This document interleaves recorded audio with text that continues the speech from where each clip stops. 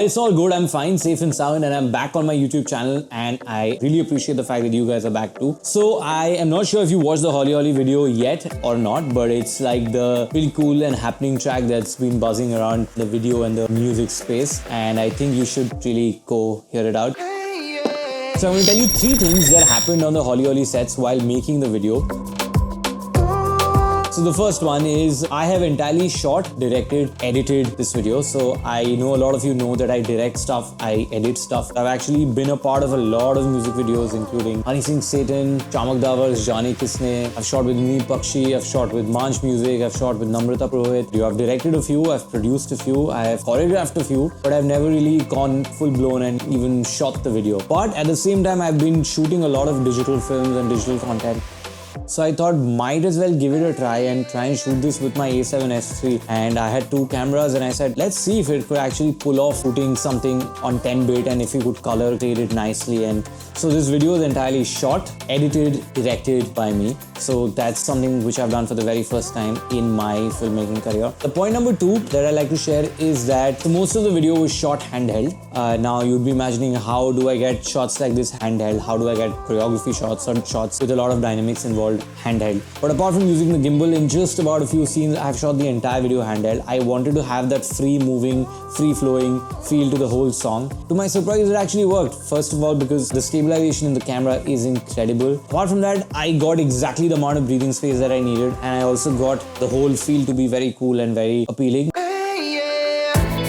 Just 2 cameras, very few lenses. I've just used the 24, the 50, the 85 mostly. There are a couple of shots where I've tried using the macro lens, which is the 90mm. I remember using the Ronin for a couple of scenes, just bare minimum stuff and a lot of productivity. And the third thing that you do not know is the title of the video, and probably why you guys would have clicked onto watching this video. You know, there are times when you're shooting action and you want to shoot scenes which are very real and you want to bring out the dynamics by going really close to capturing the scene. So this is something that happened on this set. I was actually trying to film a sequence where Kanika is trying to light the party up basically, and she almost lit up the party and we didn't even know that somebody had poured kerosene on there. I was like this close and Kanika just came in with that lighting stick, and all of a sudden I just remember me being whitewashed with fire.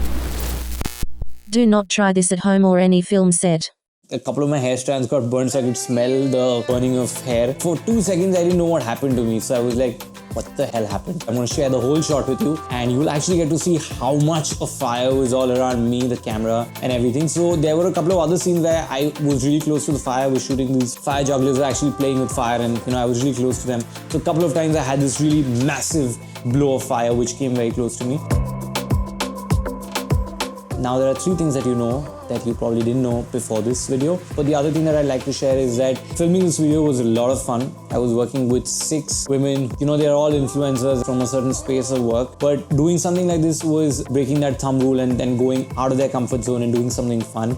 And that's one of the reasons which also motivated me to break the thumb rule and also try shooting this video as opposed to just directing and editing videos like I've done in the past. So I think we all tried something new, and it was incredible working with Kanika and the Make Me Up team. They've been incredible in letting us put our vision to life. A couple of things that I really enjoyed doing were the transitions from the neon setup to the party scene, and where these girls are walking out of this phone booth. I think that was really interesting. I loved shooting the rap.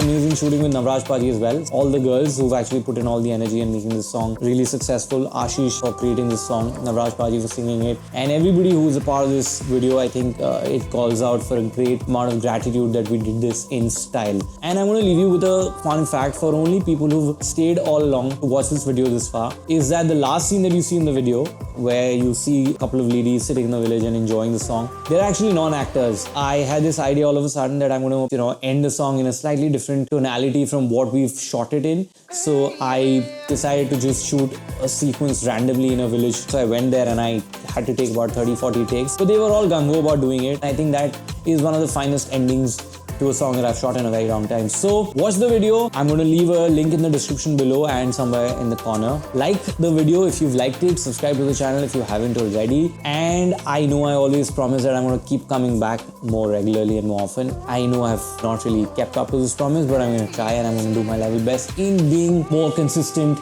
in doing videos on YouTube. Stay tuned, stay updated, stay subscribed. Lots of love. Cheers. It's definitely not possible to put up a scene like this when you don't have a great team. But it's so much to learn from him. It's so much fun. And he wants everything in perfection.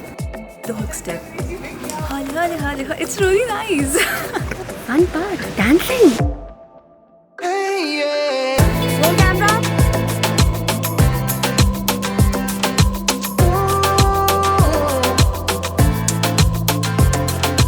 Even a single step, oh my god, at least like 50 retakes, and he's amazing, super.